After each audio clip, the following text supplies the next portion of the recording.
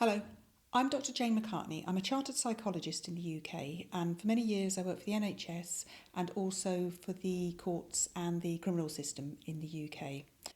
Today, I wanted to talk about the case of Sarah Everard and the recent trial of Wayne Couzens, the serving police officer who's been convicted of her murder, abduction, strangulation. And I just wanted to talk briefly about, obviously, Sarah, we must celebrate and remember at all times she is the absolute top priority in this case.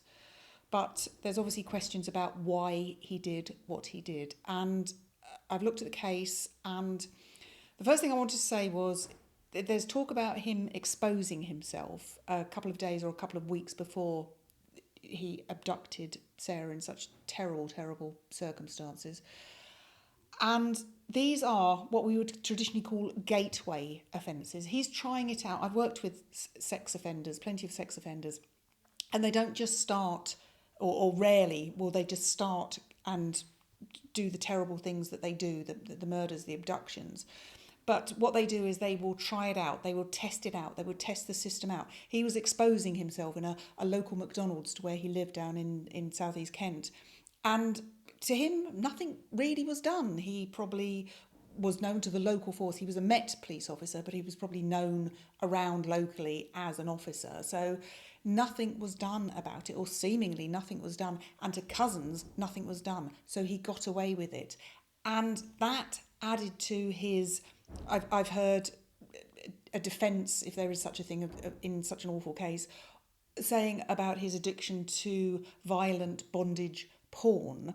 That, coupled with that, would have just given him the impetus to plan and premeditate what he did. He's deservedly been given a whole life sentence, and he will never walk or threaten any other woman ever again. He will never walk the streets and threaten anybody ever again. People want to know why people like Couzens do what they do, and he tested it out, and he used his warrant card and the knowledge that he'd had to abduct poor Sarah. And why he would have done that, it's two things. It's sex and control. And I'm sure stories will come out about relationships that he's had. People will come up, they don't want to influence the court, so sometimes these stories are sat on. But I don't doubt that there will be stories that come out about his coerciveness, his control, his weird sexual delights. But he got a thrill from what he did, the planning of it, the actual taking place, the abduction. And up until for a week, the getting away with it, he would have been absolutely thrilled with himself. He took his children to the place where he had taken Sarah's body.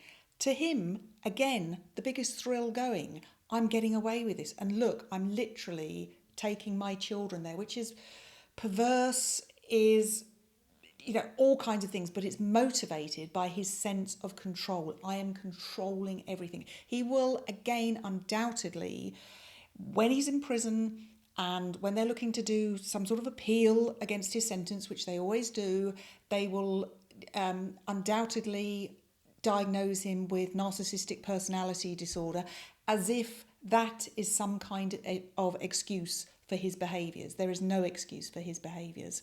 I just wanted to make a short video just giving my psychological explanations of what had gone not only on that night, but what had preceded that.